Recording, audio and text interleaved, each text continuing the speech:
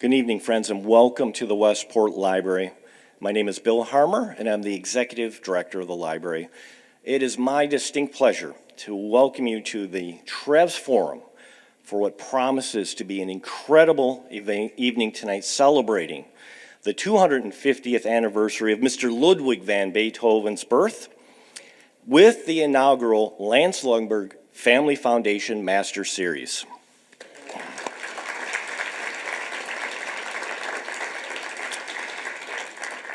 I would like to first recognize Lance Lundberg and his family. Unfortunately, Lance was unable to join us this evening, but his wife Terry is here. And so Terry, I just want to thank you and Lance and your family for all of your tremendous support in making this program a reality and helping to put the Westport Library Center for Education and Enrichment in Westport. We're very grateful to you. Thank you so much.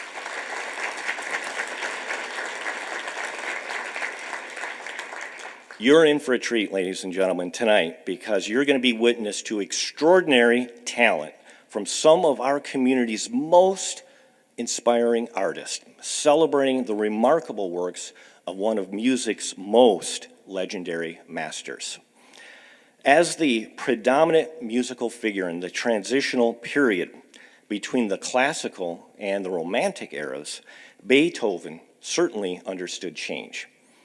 And I wonder what he would think tonight if he was here and could see how we're bridging classical music with leading-edge modern technology. This evening's performance in Westport and simultaneous performance in New York is possible thanks to the functionality of this space, this incredible Diskalvier Diskalvier piano made by Yamaha, and of course the power of innovation. The library's inaugural Lundberg Family Foundation Master Series was developed in collaboration with our partners at the Suzuki School of Music and with community curator and another true innovator, Westport's own Mr. Frederic Chiu.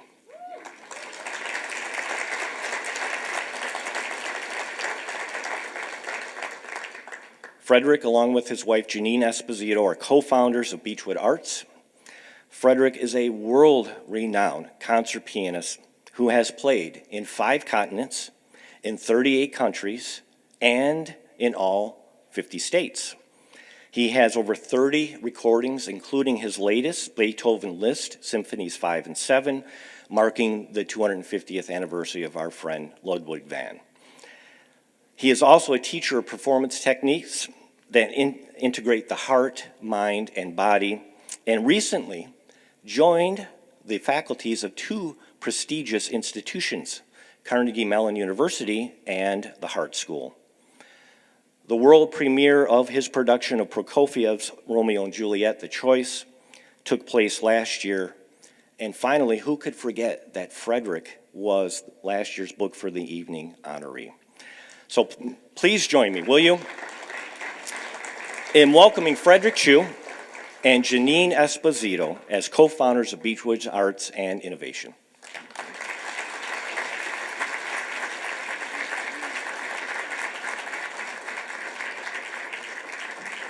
Hello, everyone. Hello, and welcome to New York as well. Hi, New York. Everybody wave to New York. So we're all seeing the same thing, and you're going to all be seeing and hearing the same thing all night.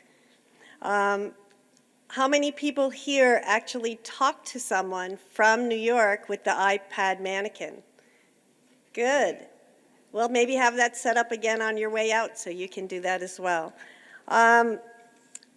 First of all, Frederic and I would really like to thank Bill Harmer, there you are, and your incredible staff, unbelievable staff at the library. We're thrilled to be co-hosting our winter season here at the library. And Beechwood Arts, if you don't know about Beechwood, the things that we stand for are bringing community together, creating connection and collaboration, inspiring people with creativity and innovation. And the Westport Library, through its transformation, has created a space that embodies just that. So we could not be happier to be presenting our winter season here, and this is the first time we're doing it. And I'll tell you a little bit more about that, but the other thing is... Yes, we definitely, Yeah. we miss Lance. We're so happy to be launching this series with technology, with great art, with the recognition of the monumental figure of Beethoven. Lance has been a big friend of Beechwood from the very beginning. He's been a supporter of the arts and creativity in Westport and the area. We're so honored to have his support here and to be collaborating with the library, thanks to him. Thank you. So just a quick note about Beechwood season. For those of you who don't know about Beechwood Arts and Innovation, we are an arts-driven nonprofit, a 501c3, and we're here in Westport, in our 9th year here in Westport. You can find out a lot more about us at beechwoodarts.org. You can join our mailing list. That's the only way we get information out about our events. But what we do is we choose every season a meaningful theme that resonates with the community. And once we have that theme, we invite creators of all kinds, musicians, artists, and a diverse mix of those creators, along with the community, along with arts lovers and supporters. And we take apart and explore the theme through 4 different events. We've already had 2 of those events here at the library. So over to my right, there's a beautiful little gallery, the Jessup Gallery, and it has in it now the work of 23 artists, 23 local artists, all who have experienced a do-or-die journey somewhere in their life. And we had the art open house, and followed by the art open house, we had what we call a gather round story share. And a selection of those artists came up and told their personal stories. Now, I don't know how much you know about artists, or if you are one, artists love to make their work. They don't always love to talk. But these artists came up and bravely and very poignantly and very directly told their personal stories, and they inspired everyone in the audience. There were over 150 people here listening to those artist stories. The third event that we usually have at Beechwood is what we call an Arts Immersion Salon, which has all the music and concert and food.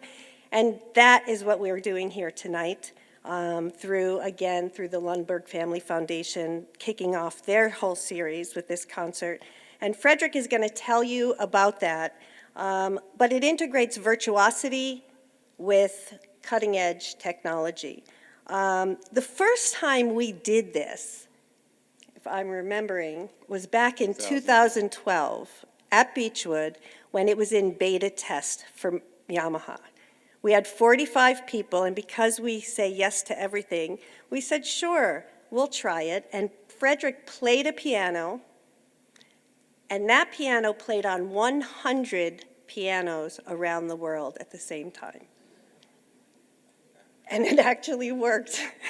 So ever since then, we saw that technology has the ability to bring people together, not just isolate people. And so that's when it became part of our mission as well to do that. The fourth event is a community conversation on the theme of do or die. That is going to be Sunday at 2. So if you want tickets, it only takes up to 24 people, so there are a few tickets left. You should buy them as soon as you leave here if you're interested. It's one single conversation facilitated across everyone.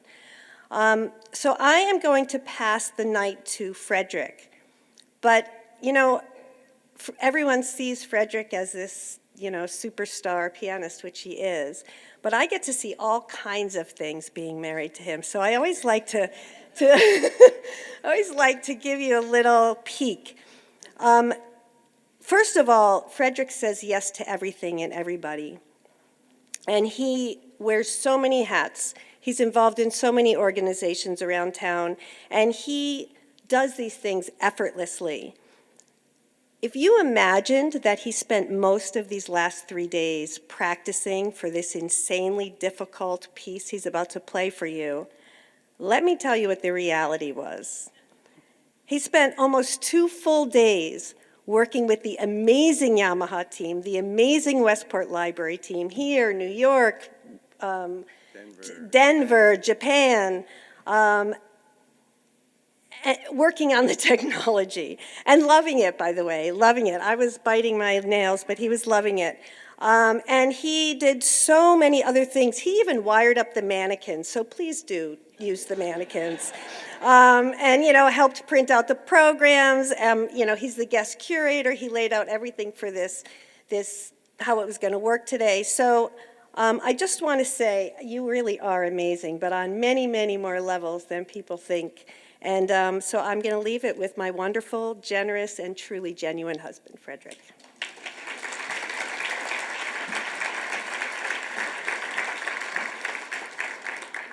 Thank you, Janine.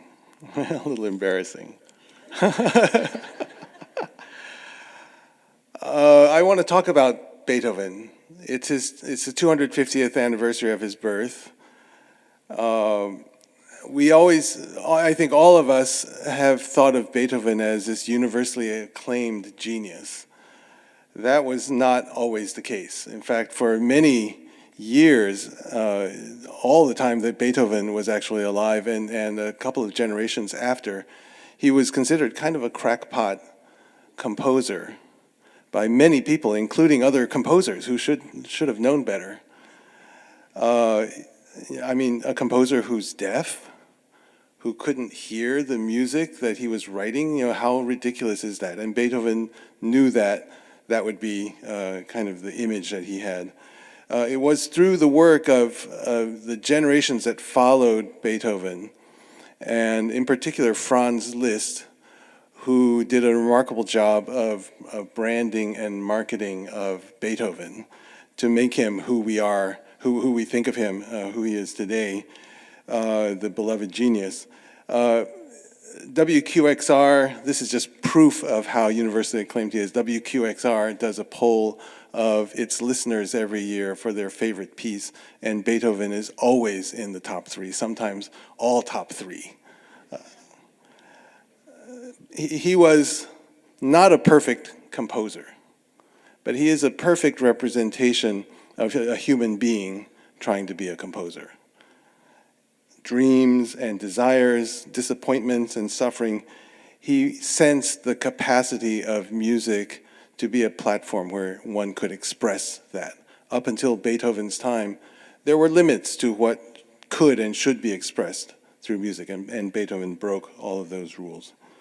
In tonight's performances, you'll hear Beethoven in his own words, a document that was discovered at his death, where he was emerging from the lowest point of his life.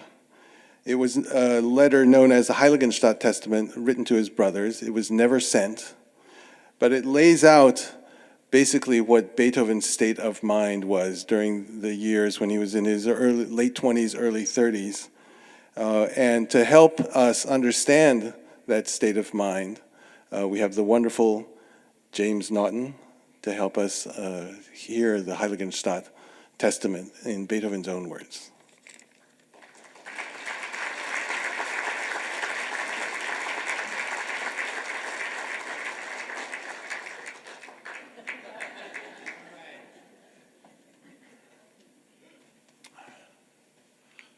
Hello, everybody.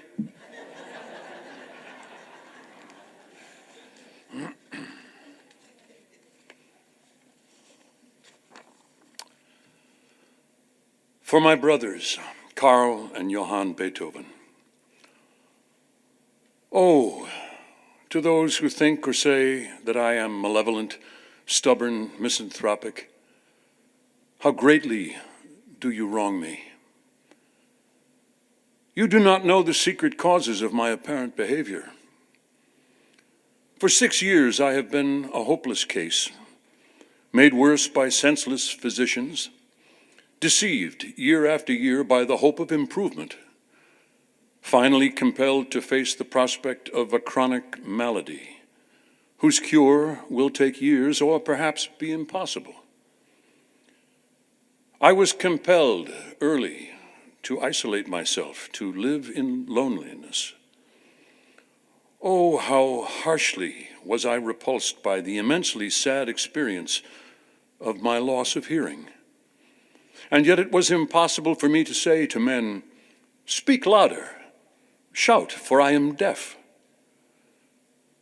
How could I possibly admit such an infirmity in the one sense which should have been more perfect in me than in others? A sense which I once possessed in highest perfection, a perfection such as few surely in my profession enjoy or have enjoyed. Oh, I cannot do it. Therefore, forgive me when you see me draw back, when I would gladly mingle with you.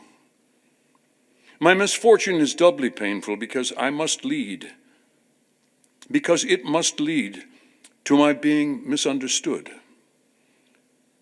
For me, there can be no enjoyment in society with my friends, no refined intercourse, no mutual exchange of thought. Only as little as is absolutely necessary may I mix with society. I must live like an exile. If I approach people, a hot terror seizes upon me, a fear that I may be subjected to the danger of letting my condition be observed. Thus it has been during the last half year which I spent in the country, ordered by my intelligent physician to spare my hearing as much as possible.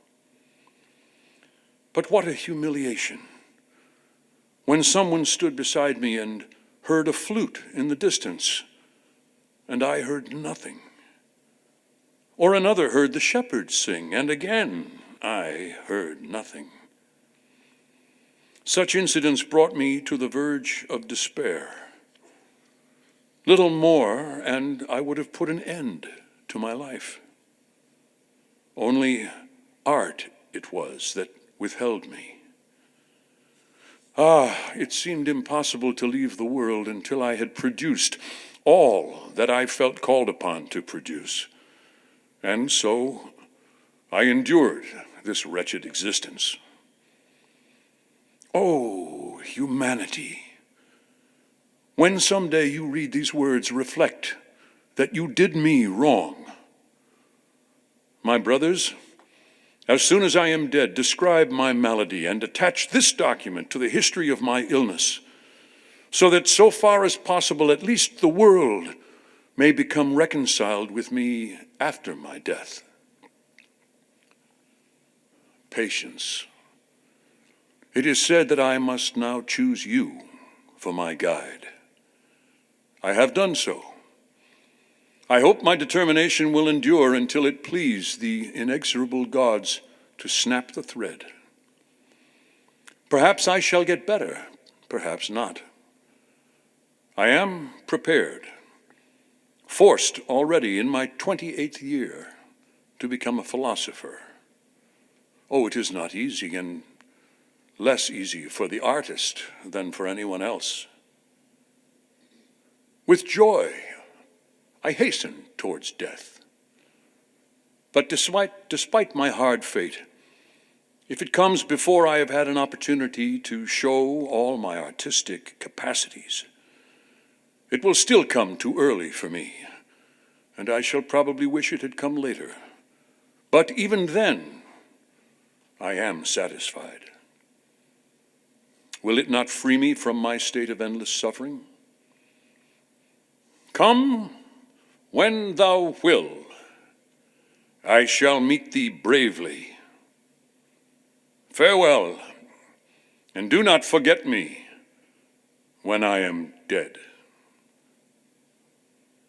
Ludwig van Beethoven, Heiligenstadt, October 6, 1802.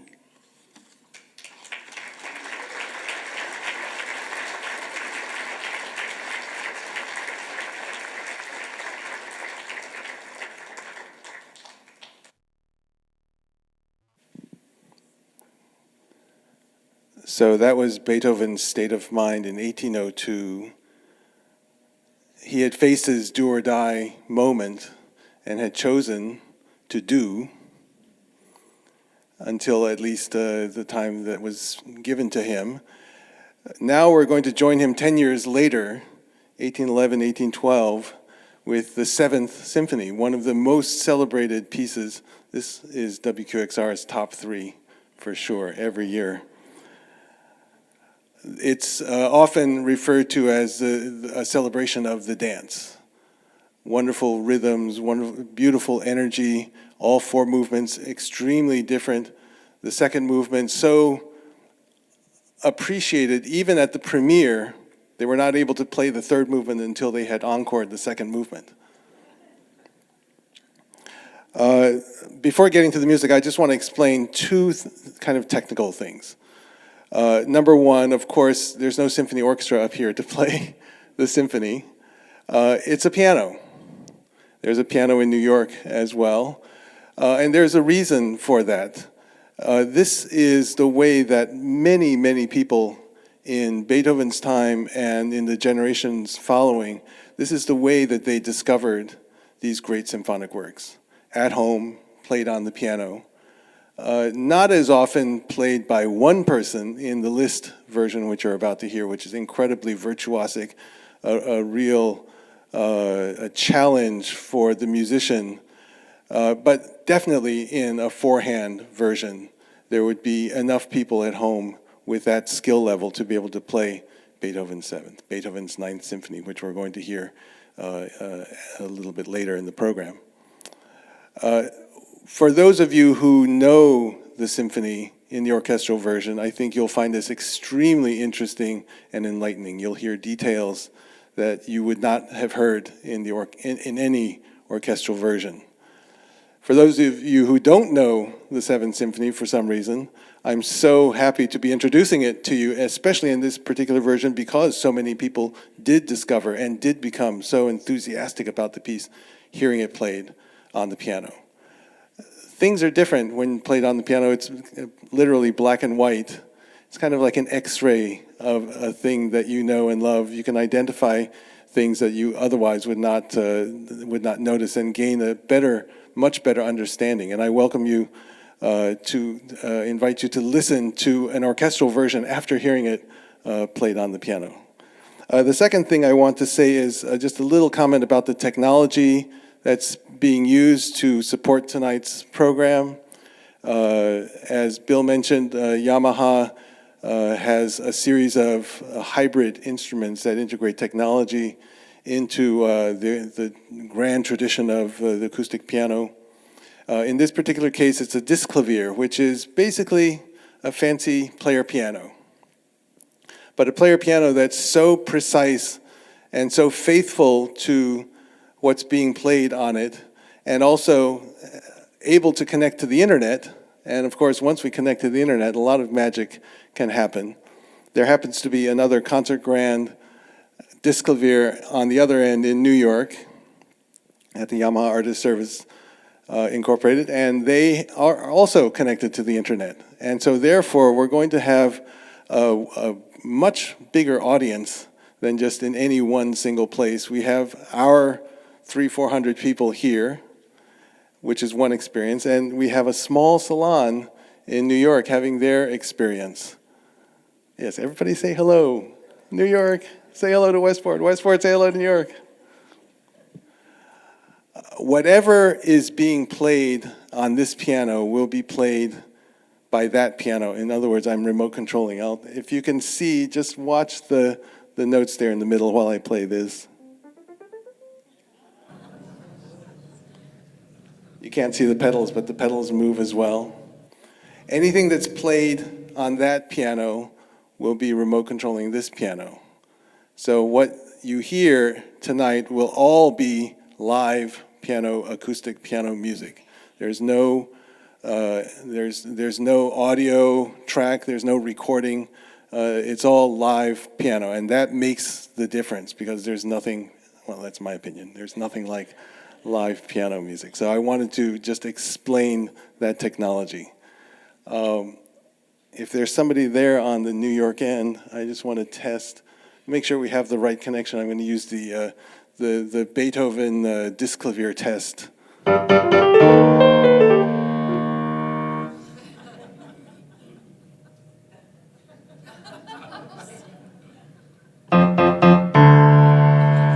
All right, we're up and running.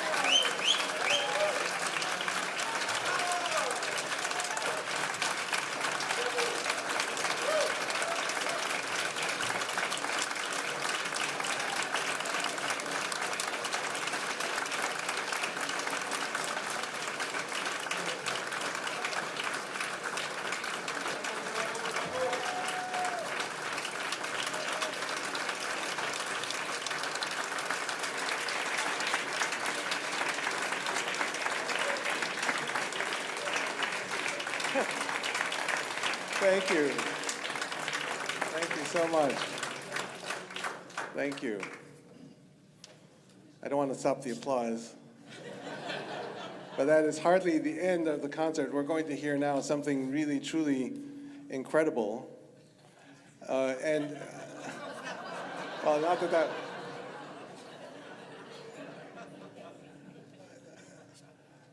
So we were with the Heiligenstadt Testament in 1802, where Beethoven had just passed his lowest point, made his do or die kind of decision. We hear the Seventh Symphony 10 years later in a completely joyous state. And now 10 years beyond that, so in 1823, 1824, he's in the last few years of his life where he's the most courageous, the most brave, the most risk-taking, and the most rebellious phase of his creative career, where he broke all the rules. He couldn't hear a thing that he was writing, and yet in his mind he could hear everything. And in many ways, a lot of the sounds and the effects that Beethoven must have imagined during these last few years of his life, we're only now able to listen to that music in the way, with the tools, with the instruments that we have, with the technology that we have, to hear it the way that Beethoven perhaps imagined that. We're going to have perhaps the most beloved, the most well-known, this is definitely WQXR #1 territory, the Ninth Symphony, and not only the Ninth Symphony, which shattered all of the rules of what symphonic writing was. It's more than twice as long as any of his other symphonies. He introduced a choir and singer soloists into a symphony. Nobody had ever even thought to do that before, and here he's finishing this symphony with a full choir and 4 soloists. Again, you're not hearing a symphony and a choir tonight, you're hearing piano, because there's something special about the piano that allows us to boil down these pieces. People often refer to these transcriptions as reductions, orchestral reductions. I like to use that word, but think of it in the culinary sense, where we're reducing something, removing the liquid, removing all the unnecessary stuff until you get the essence of what the piece is about. That's what a piano reduction of an orchestra piece is for me.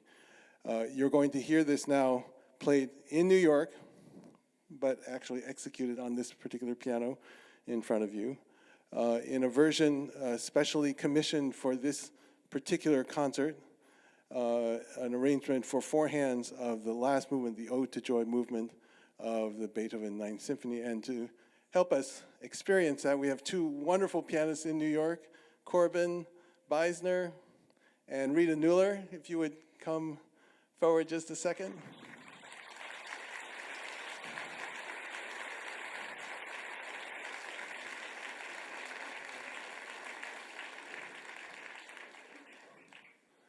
So I just want to ask, first of all, welcome, and thank you so much for preparing this. This was a special command performance for this particular concert, where we are really taking Beethoven and helping him transcend time and space.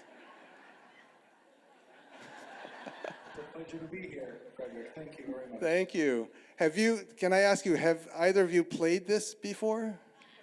No, our first time. First time. This is a special privilege for pianists to be able to play these kinds of works. And I think that for you, there's something special about bringing in all of these voices together, doing it 4 hands. There are so many voices happening that you almost have to have 4 hands in order to bring out all that music, don't you think? Yes. I answered my own question, I guess. Thank you. So before passing the magic on to you, I just want to make sure we have a connection here with the piano. So.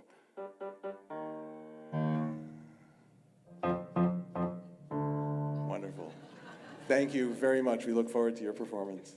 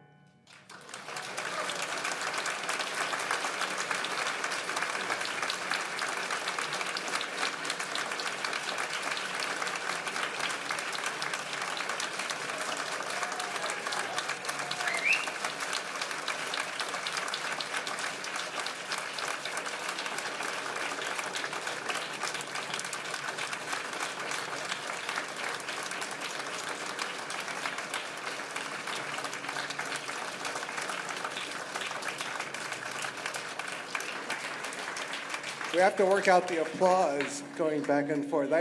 Corbin and Rita, please come forward again.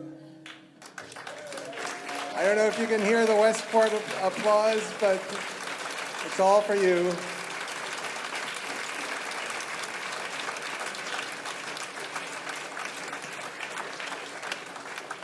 Thank you. This has been a wonderful journey for me to be able to present this to you, and I hope it's been a journey for you to hear this music, this amazing music, and to think about Beethoven and what he overcame. He was completely deaf when he wrote that. Just imagine what he could not have imagined that he was able to do that until he did it. Putting on something like this with all this technology and all of these logistics, it's like magic, but there's there are a lot of hands behind that magic. So I just want to say thank you to a number of people. First of all, thank you to Corbin and Rita for all the work for the Ninth Symphony. Thank you to Jim for really setting the stage in such an incredible way with your reading. Thank you so much. I want to thank the people at Yamaha who I've worked with for more than 30 years. The people at Yamaha Artist Services, Bonnie Barrett and Makia and Hillary, Emmy, Aaron, and Shane. I don't know if any of you are within camera view there, but if you are, you come in and just wave. Oh, they're all in the back. Thank you, all of you, thank you. We worked for 3 solid days getting the technology connected. Yay, thank you guys. Thank you. We'll talk. On this side for Yamaha, Dom, Cicchetti, indefatigable. Nothing could deter him from making this work. Thank you, Dom. I want to thank all the people. Oh, we're hitting. Good. I want to thank all the people at the library, and I know I'm forgetting names, but the ones who I had to deal with for the last 3 days, or who had to deal with me for the last 3 days. Cody and Rachel and Alex and David Bibby, Dimas in tech. Bill, of course, thank you so much for making all of this possible with this amazing space. And I want to thank Janine. Hey, stop talking. I want to thank Janine for being my partner in crime at Beechwood, for putting all of this together, for keeping me straight on the straight and narrow and making this happen. And of course, I want to thank Lance and the Lundberg Family Foundation for making all of this possible. Otherwise, we would not even have been able to imagine this. Thank you all. Thank you again, Bill. Thank you, and good night.